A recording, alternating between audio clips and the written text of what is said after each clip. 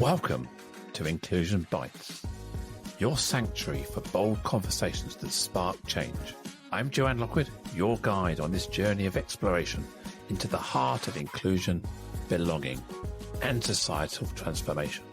Ever wondered what it truly takes to create a world where everyone not only belongs, but thrives? You're not alone. Join me as we uncover the unseen, challenge the status quo, and share stories that resonate deep within. Ready to dive in? Whether you're sipping your morning coffee or winding down after a long day, let's connect, reflect, and inspire action together. Don't forget, you can be part of the conversation too. Reach out to joe.lockwood@seechangehappen.co.uk to share your insights or to join me on the show. So adjust your earbuds and settle in. It's time to ignite the spark of inclusion with Inclusion Bites. And today is episode 202 with the title Dreams Into Action. And I have the absolute honor and privilege to welcome Janet Tanguay. Janet is a powerhouse business strategist and creative catalyst who helps people turn sparks of inspiration to tangible success through visioning, connection, and inclusive entrepreneurial ecosystem. When I asked Janet to describe her superpower, she said that it is being a super connector and joy-filled cheerleader who helps others manifest their dreams. Hello, Janet. Welcome to the show. I'm delighted to be here, Joe. Thanks for having me. Pleasure. I'm guessing from the accent, you're not in the UK. Whereabouts in the world are you? I'm in upstate New York, which is about 2.5 hours north of New York City in a town called Schenectady. Well, I think as we discussed in the green room, my knowledge of the US is largely north, south, east, and west. There's not a lot of granular in there. So is that rural city? Is it? Yeah, it's sort of, I would say, suburban. So we are about 3 hours from Montreal and 3 hours from Boston. And so it's not as busy as those cities, but it's nice to be able to travel to all of them. Yeah, no, nip across the Canadian border for a bit of absolutely. Yeah, I have some Canadian roots actually. Yeah, I'm part Abnaki Indian, and so I have a tribal card, and so I visit the reservation. And wow, yeah, okay.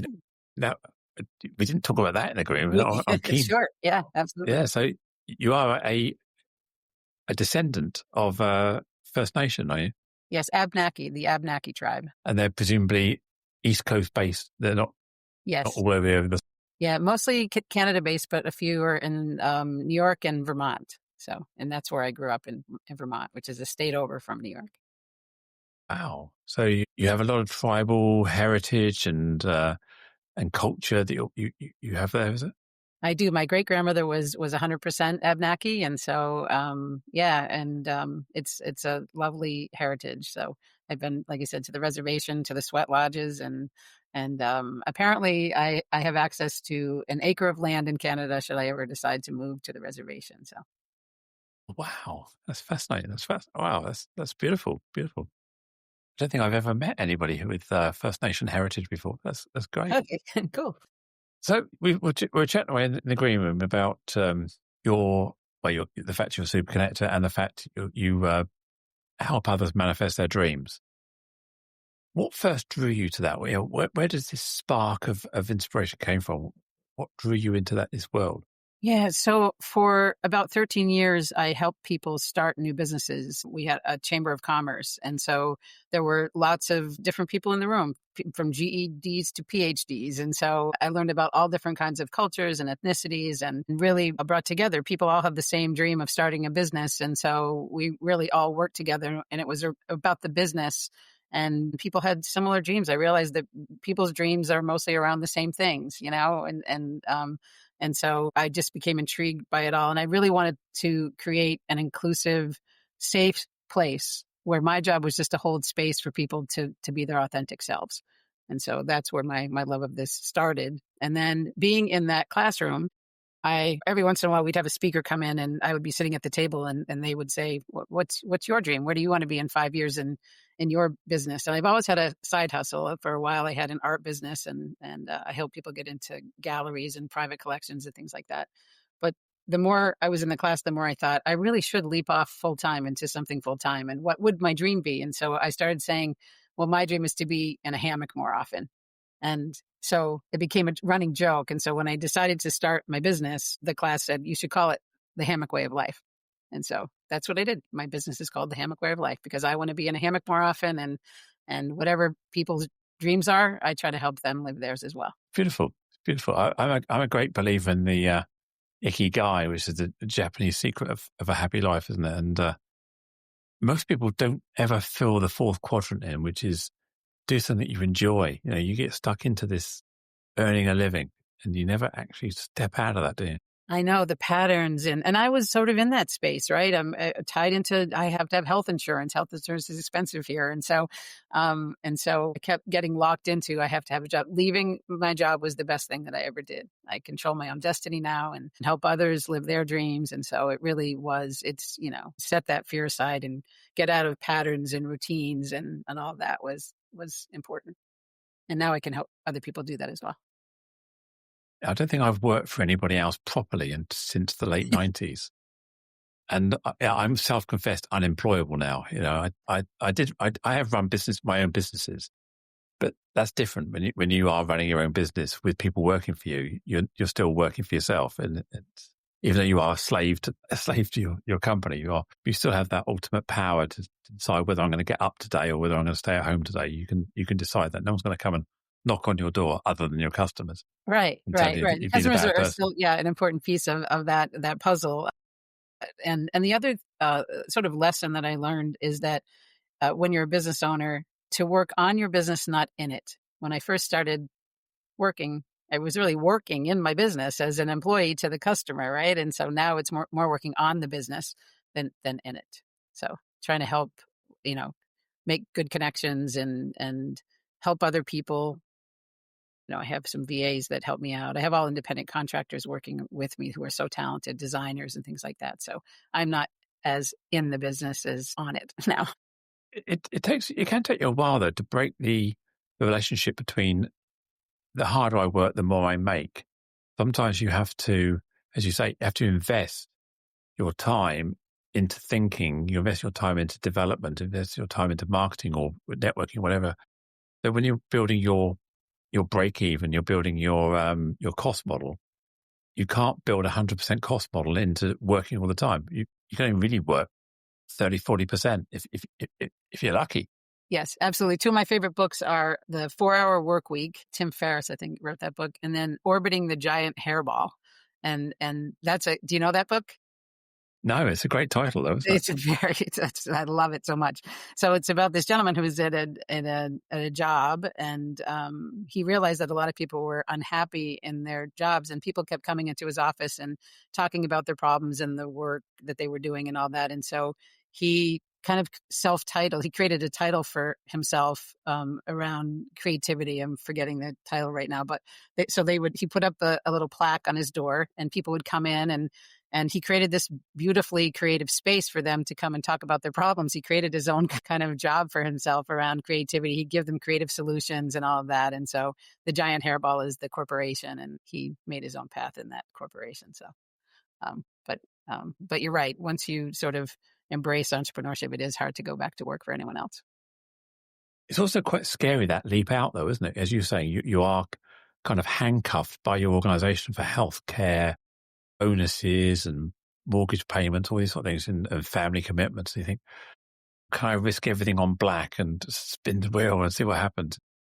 It takes right. It takes self-belief. And I think the other thing that people forget about is that you can, the first few years anyway, treat it like a job. You wake up in the morning and you sort of, go to work. It's not like you have your own business. You can just sit back and do nothing. You still have to network. You still have to do the accounting work or hire someone to do that. So I think it's just, you have to figure things out initially. And if you believe in yourself and whatever it is your dream is, and they're passionate about it, and you're not doing it for someone else, right? I've seen people do it for someone else and not themselves. And that's when it usually fails. Yeah. That's the key thing, isn't it? You've got to find that spark.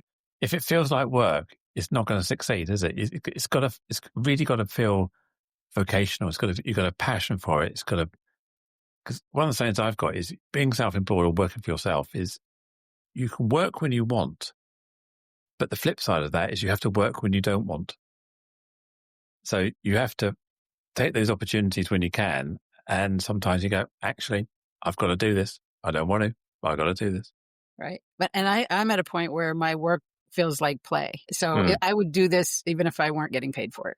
So I love what I do. I help other people live their dreams. And so that to me is really fulfilling. I love being a cheerleader and watching other people, attain their dreams. And it always comes full circle. Somehow my dreams come true by helping other people. Right. So it's really kind of cool. I'm with you on that. I would do a lot of what I do, even if I didn't need the money, but I would do it differently. I'd be sitting here, I'd be in Malibu or something, recording this podcast, not in the south of England. Right. I'd be in the south of France. I'd have a villa somewhere. So yeah, if I had unlimited money, I might still do the podcast, but it would be on my different terms. Different terms. Right. Sure. Yeah. I hear you on that one. So yeah. And the way I've worked with clients who make those things happen. Right. So I have one of the certified vision board coaches in my network. So that's what I do. I use vision boarding as a tool to help people's dreams come true. And so I get so busy with it that I have 50 right now trained and certified vision board coaches throughout the world. And so one of them decided that she wanted to travel. And so she is a photographer and she approaches resorts and says, can I do some vision boarding? And I will photograph the grounds of your property for free. And I think she has a family member who works for an airline. And so she gets some free tickets. And so she travels all around the world. She was in Costa Rica recently, and I think she's in Tulum now. So yeah, it's really kind of cool. I know some people who do this, some of the influencers out there, they do a similar thing. They go to hotels and say, look, I'm an influencer. I've got all these Instagram followers. I'd like to come and spend some time at your resort, film it, do a little mini documentary. Will you give me free accommodation for a week? And they go, most times they go, yeah. And then they just travel around the world being an influencer. Yeah, absolutely. Yeah. And a lot of the hotels need to fill, they need to fill rooms, right? So so they're open to it for the most part. It's kind of that symbiotic relationship. And the influencer gets a great venue, somewhere to live and stay and have fun with. And the venue gets some great marketing materials and some authority to, I don't know, 50, 100,000 followers or something that's going to absolutely showcase their product. And that's the whole point of visioning, right? That it doesn't have to be expensive. If you want a new car, go test drive the car. It costs nothing to test drive a car. Or if you want a new home, go to some open houses and start really dreaming of what it would be like for you to be there and feel into it and journal about it and all of that. So, but there can be low cost things that you can do that, towards your dreams. So it's a bit like, if you want to win the lottery, you have to buy a ticket, don't you? Absolutely right. Yes. Yeah. Otherwise, you've got all the hopes and dreams, but without any of the potential. Exactly right. Yeah. That's so. True. What is vision boarding? You've mentioned it a couple of times, and I've got a mental picture, but I'm not 100% sure. What is it exactly? Sure. Well, it's sort of the way we do vision boarding is a little bit different because we bring in so many different tools around it now. So basically, it's taking either if you do it tangibly with a poster board, you have poster boards and magazines and glue sticks, and you sort of sort through them and see what images appeal to you and around the things that you desire in life. And if you do it digitally, you can use things like Canva or Pinterest or Mural or things like that. And so we're taking vision boarding now and using AI tools in them. We also bring in sound healers and improv actors and business model canvas. And it just depends on what the client wants. And they're really great for team building, for staff appreciation, volunteer appreciation. People really want to focus, people in jobs, and people that maybe desire to be in their own business and have certain dreams, don't take the time to really focus on them. And I think that's part of the important part of what we do is that we allow people to take the time to really focus on what they want instead of just going through the grind every day. So it's creating a visual metaphor for an aspiration, a dream, a milestone, or whatever you want to achieve. A bit like the coaching model. Where are we now? We're at 5. How do we get to 10? So this is actually putting a picture against 10 or against 5. So we can say, when I have 5, my house looks like this. When I have 10, my house looks like this. Right. That's what I'm aiming for. So it's helping people crystallize their vision. Yeah, yeah, and there's a lot of neuroscience that backs it now too. So when we have skeptics, and sometimes not everyone, but we've been in large engineering groups and insurance companies and things like that. They come in skeptically. Bankers, right? They maybe have seen people's dreams fall apart or something, but they come in a little bit skeptical. And so what happens is we show them that by looking at these pictures and words on a daily basis, it somehow wires your brain to be able to say, "Oh, this is coming to me." It's like when have you ever purchased a new car and then you see it on the road everywhere? You never saw it before you Yes, wanted yes, it, right? yes. And so it's similar Yeah. to that. So if you see it every day, somehow it manifests in your world. So keeping it at the forefront. And sometimes I forget. I've had some things manifest in very different ways. One year I put a picture of a Buddha in the middle of my board. To me, that meant slow down, do some yoga, relax more. And I was sent to China on a trip and found myself at the biggest Buddha temple in China. So be careful what you wish for on these boards. Another time I put a picture of a car. I couldn't find the car that I wanted, so I put a picture of a different car, and I'm driving that car now. So it's funny how things manifest in very different ways. So it's not just social media, listening to your conversations on your phone when you're chatting in the living room, and then suddenly you go onto Facebook and everything's got an advert for everything you just talked about. That's a whole other, that's a whole that's other a whole thing. other spooky thing. Yeah. Yeah. That's funny though. And it It happens a does lot. happen though, doesn't it? It seems to, yeah. It does. But Yeah. I mean, it could just be a similar sort of brain phenomenon where because you just talked about it, suddenly you notice it everywhere, as you Right. said. Right. Yeah. Yeah. Yeah. And maybe you didn't notice it. You're right. Maybe you just were saying it a lot and you didn't notice that, right? It was and then showing up in your feed. Yeah. Makes it a reality. Right. So A few years ago, I noticed that I was driving around and I was driving down this road and then I saw this street name that it was like, I don't know, I can't remember what it was. It was like David Close or something. And I'd just been talking about a David, and then suddenly I'm driving somewhere else and suddenly David there, and then there's David there, and then there's David there. And I'm thinking, is there a glitch in the matrix or something? Is something sort of, have I hit this deja vu moment where the matrix is glitched and I'm seeing everything and yeah. So I would say my that's a reality. sign. That definitely follow the signs. I always say, that there's some, I follow the signs all the time, and I actually get literal signs. So some people get them on license plates, or they might see a penny or a feather or something like that, and I actually get literal signs that appear. So when I was younger, I was in the middle of transitioning from one job to another, and I wasn't sure whether to take this job. And every day on the way to the gym, there was this fish fry place, and it said "new sign coming soon." And it was up for 2 years. So the anticipation was really killing me, right? So I finally, on the day that I kind of put out the request, send me a sign if I'm supposed to take this job, the new sign came up. And it was a big sign it was a picture of a fish. And the head of the new organization that I was anticipating going to was named Fish. And so I thought that was my sign to leave the job. It was actually you'll laugh at this one. It was a job in banking.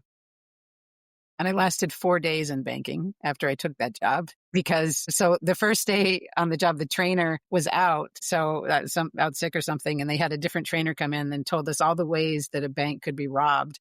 And so that was my first day.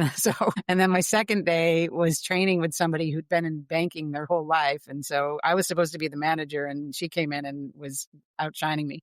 But really what put me over the edge was they were going to make me wear a sweater vest with a white shirt for the rest of my life. And I was in the parking lot crying, saying, I don't look good in sweater vests. I can't wear a sweater vest for the rest of my life. And so that's why I ended up leaving the job, because of the sweater vest. Well, that was a sign, wasn't it? It was a sign. Yeah. You look in the mirror, you're in a sweater vest going, that's not my vision. Exactly. That's not happening. Exactly. And it led me to this wonderful career as a business strategist and dream maker and creative catalyst. So yeah. So in the show notes, and we were chatting about in the green room, you've worked with people from all demographics and backgrounds, some people from marginalized communities. I guess given your heritage, of your family heritage, you work with communities that aren't in the majority often. People's visions must be different.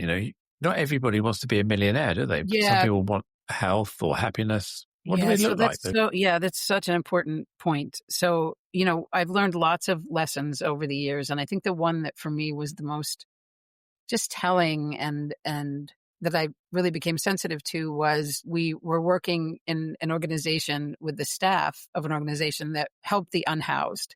And so we went into it, and I always bring lots of travel magazines into these workshops, and glorious houses and, all sorts of things, Architectural Digest and Condé Nast travel magazines.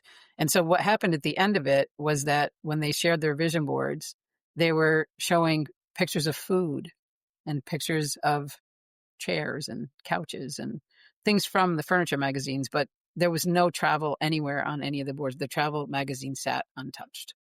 And so from that point forward, I really made an effort to know my audience and dive deeper into who are these people and what are their dreams and goals before I enter the room. Just like we did, you talked to me before I came on the podcast, right? So to sort of take a deeper dive and always know who my audience is. So we've worked with neurodiverse communities. We've worked with LGBTQ plus communities. One of the things that I bring into some of the places that I work with, instead of poster board, I bring in cake boxes, because not everyone wants to share their dreams with people, so that people can show what they want to show through the clear top of the cake box and then not show whatever else. It's also 3-dimensional, so they can put different things in there. And we've worked with, the formerly incarcerated, currently incarcerated, and then high net worth women. So it's really across the board. Again, everyone has some sort of dreams, but their dream, you're absolutely right. The dreams are different for different. The messages that came through on one of the boards, we worked with a group of teens during the pandemic, and they were in the foster care system, and they put lots of pictures of fashion and fast cars, and it was mostly boys. And when it came time for them to share their boards, in very, very, very tiny print, it said, "I survived my childhood." And I don't think his peers saw it, but certainly the leaders in the group and I saw it. Again, it was virtual, so it was. I had a chance to see it up close, where maybe other people didn't. And so, again, really impactful work when you see messaging coming through like that. As you're speaking now, I'm thinking this is like a very visual representation of Maslow's hierarchy of needs, isn't it? This is when you're actually doing holidays and aspirational type dreams, you're right at the top of that self-actualization. Whereas if you've got pictures of food, safety, you're right there, and that's a real indication of where these people are in their lives. Absolutely. Really gives you an insight as to how you can motivate them, how you can talk to them, how they communicate. Because you've got to read the room, and this vision board allows you to really see where people are at, and then you can meet them there. That's really powerful. Yeah, it really. Yeah, like I said, we've had all sorts of opportunity to work with people, and people with an ability difference. Right, you have to make sure that they can access whatever it is you're bringing poster board, that they can reach if it, and all of that. So like I said, we've learned lots of lessons, and also to bring in, I really want people to see themselves in the magazines that I bring. So to find magazines so that people can see themselves in all ways can be challenging, right? So sometimes I have them bring their own photos, but I chase magazines far and wide to try to make sure that I get them from all places. And now I'm seeing a little bit on, Amazon has books to specifically for people of color and certain demographics. You can find specific vision boarding books just for other people. So yeah. Of course, you've got tools like Canva and other platforms where you could probably generate imagery. Absolutely. And virtually it's easier. Like as well. Yeah, it is. Yeah. AI can generate some stuff as well for you now. Yes. Yeah. Yeah. So sometimes I bring loose, sometimes I create those in advance, and I'll print them out just from, so that I bring loose images. It doesn't always have to come from a magazine. Magazines are hard to find these days. They're expensive on the newsstand. I got lucky because my nephew works for a magazine company. So sometimes I get them from him, but yeah. Yeah, I suppose it seems like dentists and doctors, they cleared all the coffee tables away during COVID and never put them back. They did. It's really true. Yeah. Libraries sometimes give them away at the end. And there's a few places out there. And again, we make an effort to go into certain groups. Associations sometimes have magazines for their members. And so we make a wide effort to reach out. Yeah. We went digital quite quickly, didn't we? But we did. As soon as we couldn't give a magazine out, we stopped doing them. Yeah. So again, going back to the way you're engaging with some of the, I hate the word marginalized communities. That sounds so crass, doesn't it? It's not what I'm trying to say. People who are voiceless, unheard, people who maybe don't have the same opportunities as others. What is it? What is it about? I was going to say them. I mean, that again is stereotyping. It is creating a group. What are common patterns that come out? You talked about that their needs and their visions are more day to day, more immediate. But what are the common themes in terms of their hopes and aspirations? Then, is there a common theme that comes out? Yeah, I think family is really important to them. Whatever family means to them, and different kinds of families, right? And I will say, money usually makes the board because most of us need a little bit of that to survive, no matter what it is. The amounts are different. I sometimes have them put amounts. Everyone, when I say them, all of my clients put amounts of money. So I get specific with them, and it is very different for different groups. Some people are putting millions, and some people are putting thousands and hundreds, right? So that stands out sometimes. Health is also something that I think is pretty common for everyone. It's a common. So those three things would be similar. I was glancing through your show notes and what you wrote earlier, and a little bit at the bottom just snuck in there. You own a record label. I do. Yeah, I just started one. It's Tanguay Productions, and I produced my first record called "Smell the Rain" with Jay Ariel and Robert Frederick. Bob knew I had a dream of I write lyrics, and he knew that was one of my dreams. And he's a musician, and he said, "You want to just play around and see what we come up with?" And so he helped me write the first version of it, and then I wanted it to be a little more R&B. And so we brought in Jay Ariel, and she beautifully put something together, and we have this beautiful record now called "Smell the Rain." And my second record is in the works. And if I could describe it to you, it is almost dueling instruments. So starting out chaotic and then becoming something beautiful at the end, which is kind of, I'm hoping, where our world is going right now. I don't love it that we're in chaos, but I'm hoping it anyway. So that's sort of the theory of it. And so we're bringing together lots of different musicians to do that. Is that a bit like Devil Came Down from Georgia? Sort of like you got the violin and sort of like giving it a bit of a duel sort of thing, yeah? Bit of a violin going on, bit of a drums. Just, a call and response sort of thing, right? That starts out maybe as an argument and, not nice. And then, but the what we're trying to work out right now is, will people even listen if we start out in chaos, right? So we're not quite sure about it, but it's evolving. So. I listen to a lot of puppy music. So we've got a young puppy, and we found all these playlists on Apple Music. So we create all this playlist of puppy music, with fireworks in it and all these anti-anxiety tracks. And I've listened to some really kind of, it's actually more like spa music. It's really nice. We even play it at night now. It's great. So I can imagine some of this sort of some of the things you're talking about there would fit well into this sort of puppy music. So maybe you don't need humans to listen to this. Maybe you could find an outlet. I love that. Right after this, I'm going to go listen to puppy music. That's great. I love that. Thank you. You wouldn't believe how many albums there are about puppy music, anti-anxiety this, anti-anxiety that. I mean, there's one artist that has 40 albums and playlists and things. And it's fascinating. Does it work the same way for cats? I'm more of a cat person. So does it work the same way for cats? But as a puppy owner and not a cat owner, I've never searched for cats. You might find there's one for budgerigars and cockatoos and fish. That's great. I love it. Inclusive music for all animals. So, I mean, you talk about owning a record label. Tell me a bit more about this, because I've just seen the Bruce Springsteen movie, and I did too. He's in a recording studio, so I've got this image of an 8-track or him ideating in his hotel room. His hotel room? He's got his little echo machine on, and then they're in the studio, and they've got all these people in this.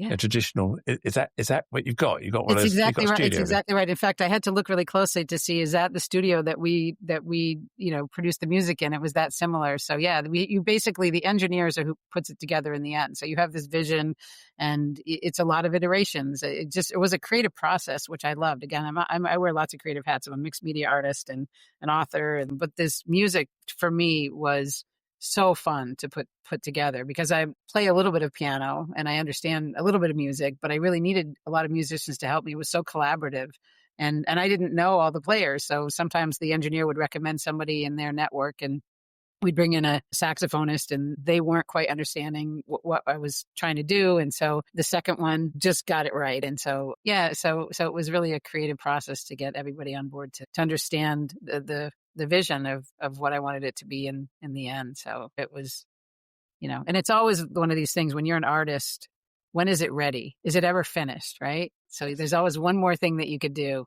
But when it's ready and you can ask, Amazon Music or Spotify to play it, it's pretty cool. I love that. If I was to sort of put some things on my vision board, I would have a saxophone on there somewhere, because that's always been an instrument. I thought it'd be really cool to play something, don't have to play a lot, just maybe the riff out of Baker Street or something like that, just something out of that, just so you're at a party with a load of friends and there's a sax in the corner, do you mind? Can I? They go, yeah, sure, whatever. And you blast out a bit of that and go, thanks, and just put it down and walk away and just leave everybody sort of in silence. It's really true. So that's funny that you say that, because I started out playing piano, and so it was pretty easy to translate the notes to the saxophone. The hard part when you don't play a wind instrument is the mouthpiece, right? To learn all of that was more difficult for me. So exactly. All that sort of thing. Yeah. So I loved playing it. I knew I was playing the correct notes, but getting the breath work right and all that was the biggest challenge. Do you play any instruments? Other? No, I don't. No, I learned. My granddad taught me Three Blind Mice on the piano and Bar Bar Black Sheep. Only about. So I'm being very visual here. This is an audio podcast. I only learned about 10 or 15 notes. Ding, ding, ding, ding, ding, ding, ding, ding. And if ever I see a piano in a shopping centre or something like that, I go and do Three Blind Mice, or I do Bar Bar Black Sheep. That's it. That's me. Yeah, I'm not musical at all. It didn't trigger in my brain as something that I could learn. I tried the recorder, and like everybody does at school, recorder, right? Never progressed past London's Burning. I don't know if you do that in the States. Right. Yeah. So I live with musical instruments. I have a xylophone and drums and Tibetan bowls, and so they're always here when I need sound, just to play a little bit of it. So I don't know that you absolutely need to be a musician to do that stuff. I love music. And it's nice to have. I think you said earlier, what would you do if would you carry on doing what you do if you didn't need to work? And I think I'd love the opportunity to explore my lack of musicality and become a bit more musical. That's great. Yeah, I heard once someone say that everybody can learn to sing, and I'd like to prove them wrong. I can't, or prove myself wrong. I can. I agree. Everyone has a creative bone, right? Everyone has creativity in them. It's just a matter of drawing it out. I trained as an expressive artist at Glass Lake Studio, which is affiliated with the European Graduate School in Saas-Fee, Switzerland, and just learned all sorts of things about myself and how we're all really creative, and we get stuck in that, I have to do things a certain way. And so you really don't. You can close your eyes and draw with your non-dominant hand, and you're going to make something, and then, can evolve into something wonderful. So, yeah. Yeah. Again, we mentioned Ikigai earlier and finding what you love. And I suppose what I found was that I had this inner, I wanted to be a rock star, Susie Quattro or something like that. But back in my youth, I wanted to be on there with tight leathers, guitar, really strumming it out. I was a big fan of people like David Coverdale and the Deep Purple and those sort of rock bands of the 70s, 80s. I think I always wanted to be that person, but I didn't play the instrument, didn't sing. I wasn't really musical. I was probably more too into computers and logic than I was creativity. But then I found professional speaking and standing on stage, and it suddenly really twigged on me. I've got a microphone in my hand or clipped to my lapel. I've now got an audience. I'm now wooing people. They're leaning in and they're excited. I've got fangirls out there and fanboys out there, and this. I thought, wow, I found my stage in a different way, and that's great. Yeah. So next time you're there, maybe sing a tune, right? Just test the waters, right? Now, I do karaoke, and it's. I'm one of these people that doesn't mind singing. I've got no problem singing. It's just whether you've got a problem listening is the issue. That's funny. Well, that's what I mean. I think that's the message in this. I'm in the same boat. I can't even sing the Happy Birthday song correctly and on a record label, right? So I don't think it matters. It's whatever you hear and whatever you want to build and create, and so you don't have to be the one to do the actual work sometimes. Yeah. So tell me more about the work you do. Let's dive a bit deeper into what brings you joy and happiness. The super connected stuff and the way you built your business up and getting funding for everybody. Dive a bit deeper in that. Yeah. So I love building bridges between people, between all sorts of people, right? I just see sometimes when I meet with people, I'm like, oh, they could benefit from that. Some people don't like to do that. Some people, when I sometimes ask for connections, some people just like, no, they're in my world and you can't have them, right? Whatever. And so right, they're all mine. I'm not like that. I like to share my ideas, my thoughts, my friends. If I can help somebody else in some way, connect with someone who might benefit them, we're all better for it. So that's what I love to do. And I'm a visionary. I'm not so good at the details sometimes, I will say. I need to surround myself with people that are really good with details because I can see the big picture. And sometimes I need help with those details. So I do something called circle of influence or mind mapping or treasure mapping, they call it. And that helps me visually figure out where my networks are and how I can connect different people. They say sometimes, do you know who Kevin Bacon is? Do you know that actor? Well, the actor, yeah. The guy that went bust and ended up doing TV adverts. Maybe, yeah, 6 degrees of Kevin Bacon, they say. So sometimes in my networks, they say 6 degrees of Janet Tanguay.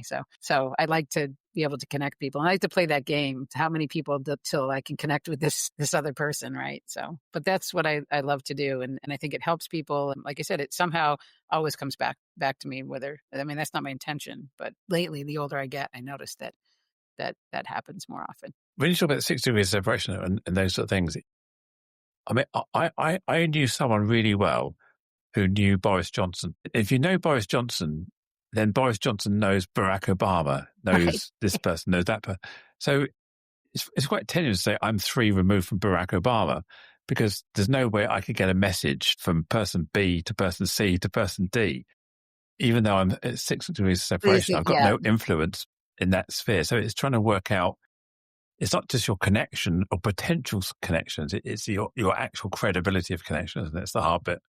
Yeah. And it's also not, I think one of the things that's really important is to not use those connection for personal gain, right? Like it's genuine. Like somebody wants to connect me because they know I'm going to take care of that relationship and not take advantage of it, right? So my hairstylist won an Oscar for the movie The Whale.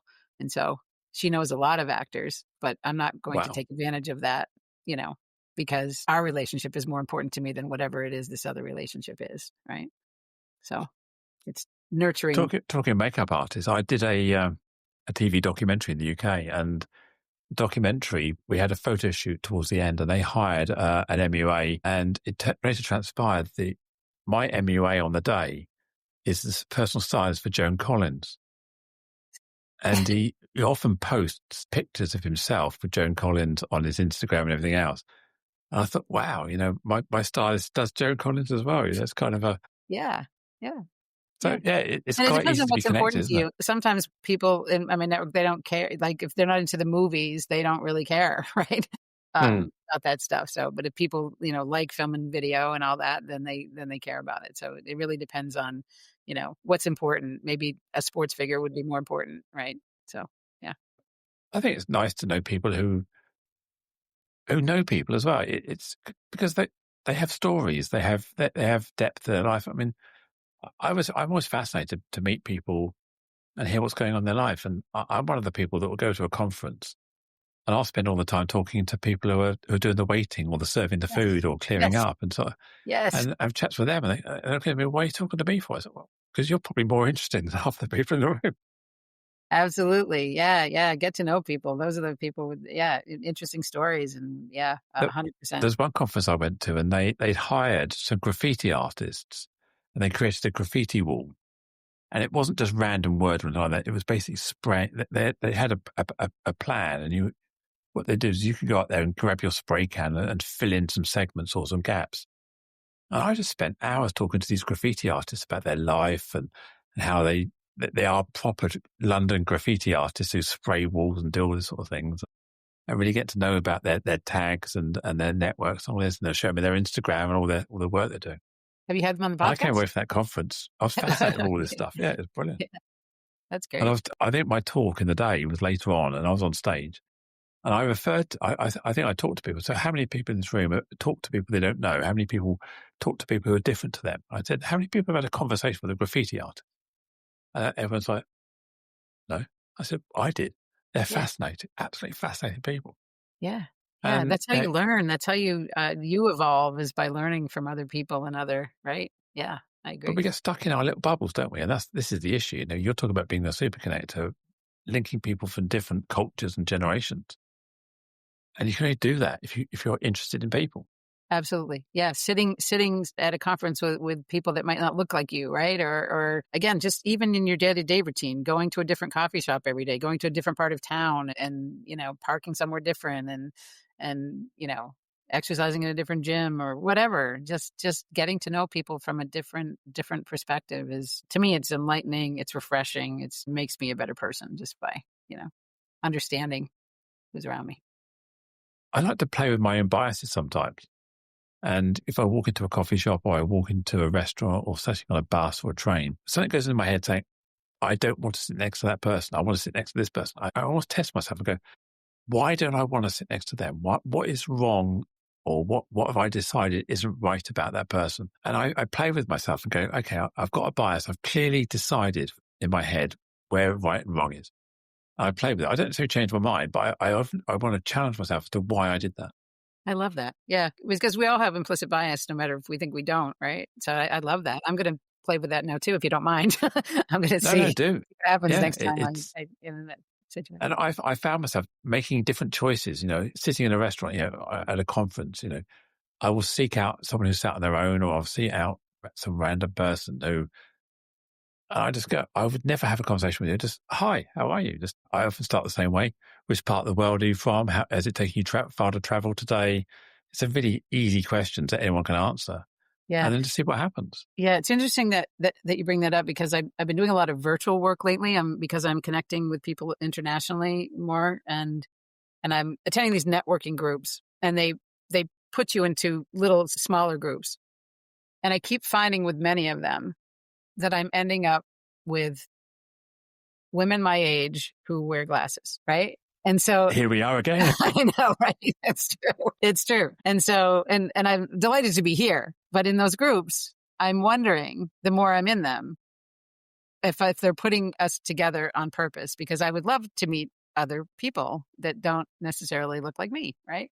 And so fine with the way I look. I just would like to meet a lot of different people. And so it's curious to me about whether it is really random and they're just pushing a button and we're ending in the rooms together, or they're putting demographics together. So as I explore that further, I'm going to dive deeper and talk to the leaders to find out how that's done. You need a pink wig or something. You can sort of... there you go. Show up in disguise next time. That's great. Yeah. I love that. A Groucho Marx with glasses and moustache and something. Just a little cigar going.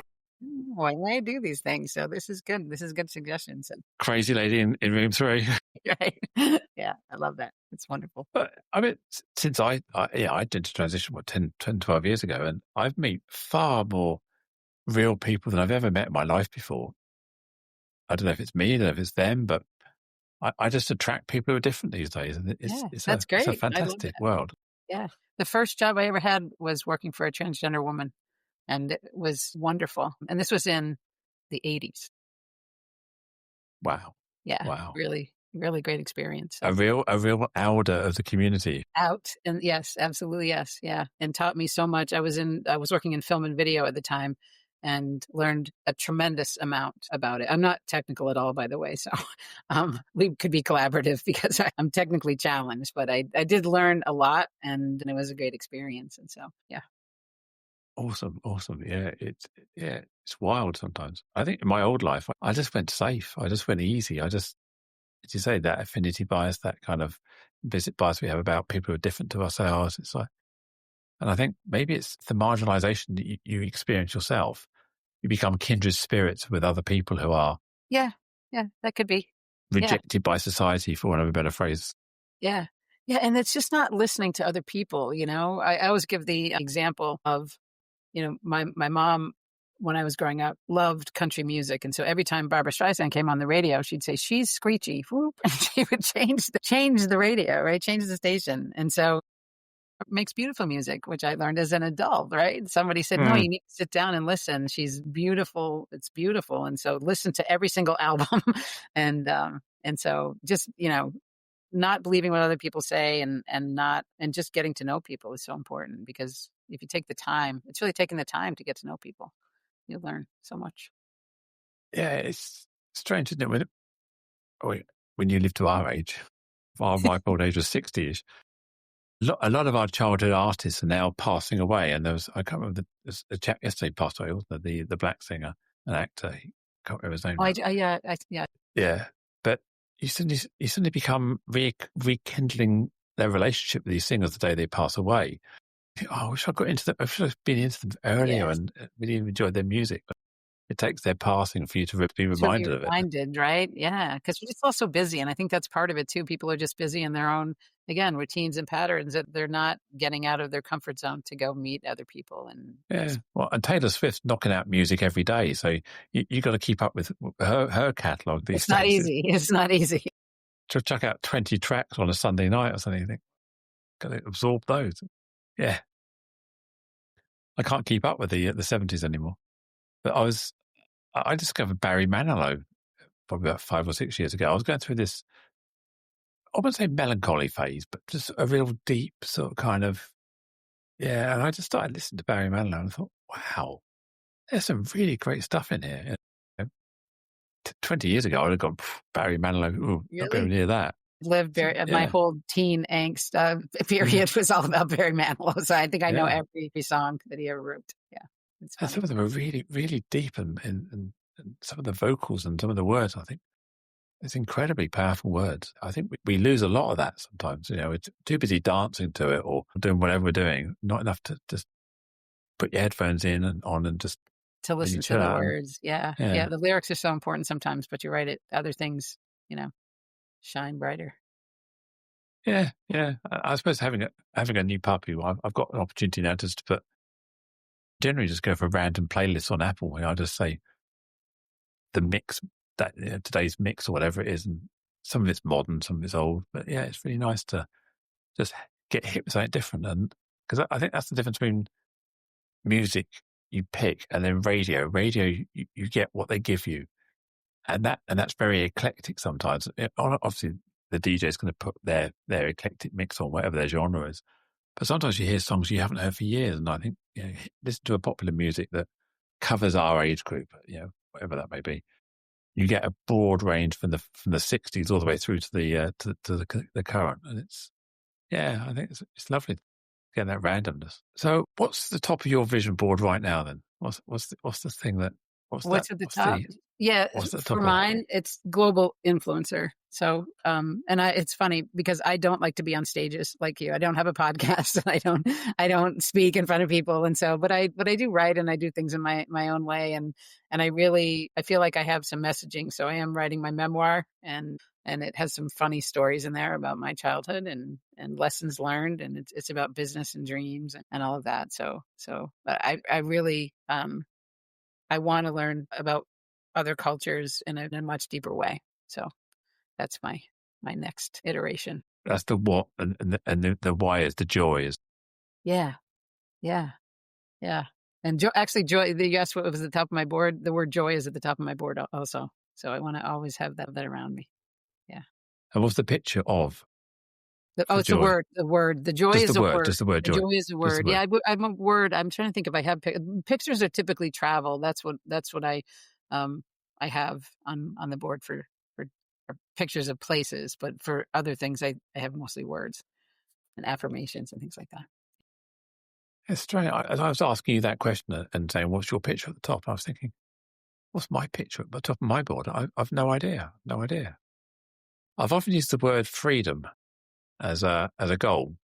And what I mean by freedom is freedom, a choice to choose about whatever I want. So sufficient money, sufficient wealth, sufficient family, sufficient whatever it may be, so that I have freedom of choice to do whatever I want to do. And I think that's probably the word I'm looking for. And that's not gluttony. It's sufficiency based. Absolutely. So I'd be curious to see what image you could find to represent that. I mean, words are fine. You can do words or images, but I would be curious to know what Yeah. images you could find around that word. I was used to talk about, and this is a part of my life, I suppose. I used 3 zones. One was a cage, one was a safari park, and one was the Serengeti in Africa. And it was about not living in a cage, living by somebody else's permission, doing as you're told. You have no agency, no nothing. And I didn't want to be in the wild where I was under threat from having to find my own food and alligators and being eaten, all this kind of stuff. I wanted to find a safari park where I was living with other creatures within the bounds of a rule set, fences, but there was no dangerous animals in there. People would come and feed me. I had sufficient this, and I would never be dragged off into the cage or never be thrown out into the dark. So the safari park was my model of how I wanted to exist in the world. Know the rules, know the limits, know the boundaries, but never find the fence. But you know they're there somewhere. So that's my definition of freedom, really, is not living in a cage by someone else's permission, and not being anarchic and living in the wild. Right, right, right. But interesting that there is a fence there at all. So you're not living. Yeah, but in, fences make good fences make good neighbours. It's absolutely, yeah. we live in a society that has rules and rule sets, so which are the fences. But if the rules don't impact me, because I'm quite happy to stay with it, as long as I stay within 6 feet inside the fence, I never notice the fence. When I want to push them, they don't work for me. So if I can find a safari park where I don't notice the fences, that's got to be freedom, hasn't it? Yeah, that's beautiful. I love that. Thank you Yeah, for sharing that. Yeah. I think so. That's a memory I had, going through difficult times in my life where I was, I suppose, living by other people's permission, other people's rule sets, other people's control, and being told what I could and couldn't do. And I think that's why I've written a blog about it, finding my safari park. And that's what it's about. Yeah, finding that place where I can live without being answerable on a day-by-day basis, just understand the rules. I would love to see a vision board around this. Yeah. Yeah. Just having that vision, seeing it visually, Yeah, Not well, who knows? safari Who knows? Maybe. magazine. I've got lots of blogs. So Okay. maybe what I'll do is I'll feed them into AI and say, make sense of that, please. Give Right. me Yeah, absolutely. Come up with the images there. I love that. yeah.